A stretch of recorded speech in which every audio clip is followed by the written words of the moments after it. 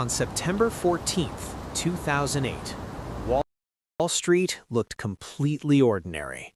Traders walked into skyscrapers carrying coffee, elevators opened and closed, screens flickered green and red, phones rang non-stop.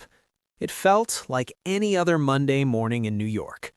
But inside private conference rooms, behind thick glass doors, conversations were different. Executives weren't discussing profits, they were calculating survival. For weeks, rumors had been spreading, whispers about toxic assets, whispers about liquidity problems. In less than 48 hours, a 158-year-old financial giant would disappear, and the world wouldn't be the same again. Lehman Brothers wasn't just another bank. Founded in 1850, it survived the Civil War, the Great Depression, 2 world wars.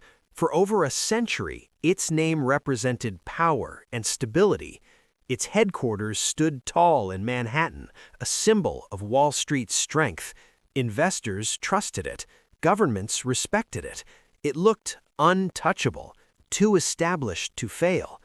But sometimes, the strongest institutions hide invisible cracks.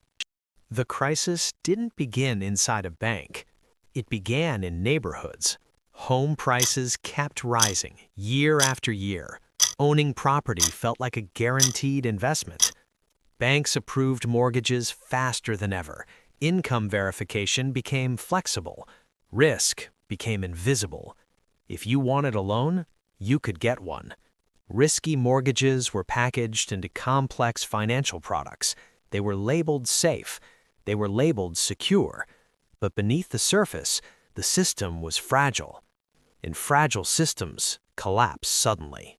When housing prices stopped rising, confidence cracked. Banks began to question each other. Financial institutions depend on trust, short-term lending, constant liquidity. But suddenly, trust disappeared. And when trust disappears, money stops moving. Markets freeze. Businesses panic. Fear spreads. Not slowly, instantly. Inside Lehman's headquarters, executives worked through the night. Emergency meetings, desperate negotiations. They searched for a buyer. None came. On September 15th, 2008, Lehman Brothers filed for bankruptcy, the largest bankruptcy in U.S. history. The markets didn't drop, they crashed. When Lehman Brothers collapsed, people didn't panic immediately.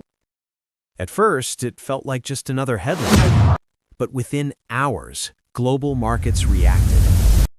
The Dow Jones dropped over 500 points in a single day. Investors rushed to withdraw money, banks stopped trusting each other completely. And suddenly, this wasn't just a Wall Street problem. It was a global emergency. Governments held emergency meetings, central banks prepared rescue plans. Because if one giant could fall, who was next?